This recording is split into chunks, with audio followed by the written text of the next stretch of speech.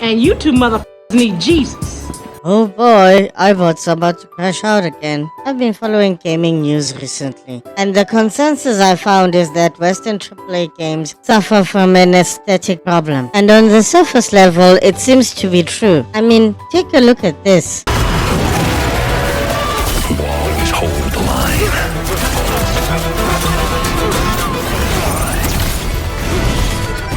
And mercenaries who may have crossed it now and then. Upstarts whose stories are just beginning. What the f is this? I don't know. Now let me ask you a question. What is the core fantasy of this game? Second question is, who is this game made for? Let's compare Horizon Hunter-Gatherers with Fortnite or Marvel Rivals, and instantly you see the problem we have. It's easy to tell Marvel Rivals' core fantasy. You play as Marvel superheroes trying to stop two Doctor Dooms from destroying the worlds, and every season the story evolves. I know what most people are gonna say. But the core fantasy of this game is that you fight robot dinosaurs. And I say to those people, look at this. Why am I an outcast? Who was my mother? Always you pushed for answers. Push yourself to the edge.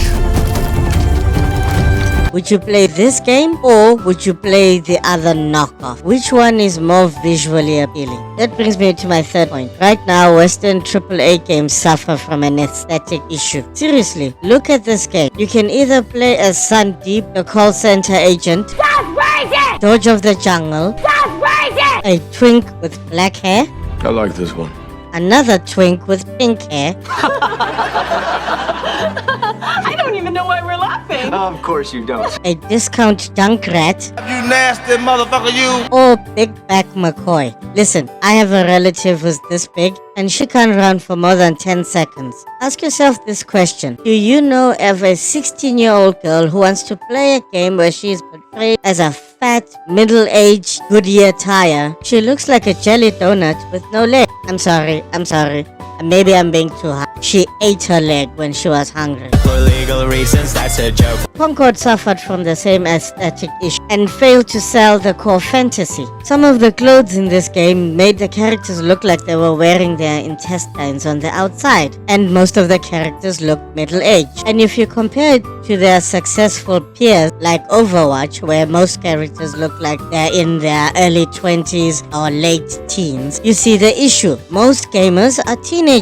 So if you make a game with characters look like them or look aspirational, like with Marvel Rivals, you tend to see a higher player count. But then, if you look at High Guard, see, look at this. Who wants this? This game will fail for the same reason Concord failed. The core fantasy is lackluster. But wait!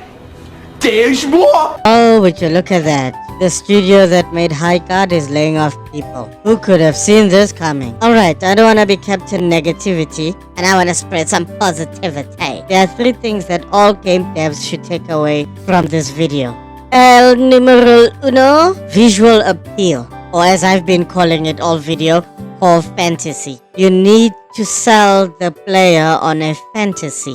Every successful game, including Fortnite, sells the players on a core fantasy. You need to figure out what's unique about your fantasy and sell that to the player. Which leads to numero dos, know your customer.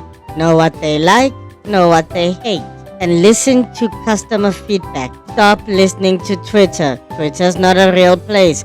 Blue Sky is not a real place. Number 3, gameplay is king. The aesthetics and the visuals and sound design will get players into the door, but if your gameplay sucks, they won't stay for long. That's why people were quitting 5 minutes into High Guard, because the gameplay sucks. Let me throw in a bonus, we'll call it numeral X. Try to minimize a culture of toxic positivity in your workplace. You need a good balance of negativity and positivity. Anyway, I've had enough of you.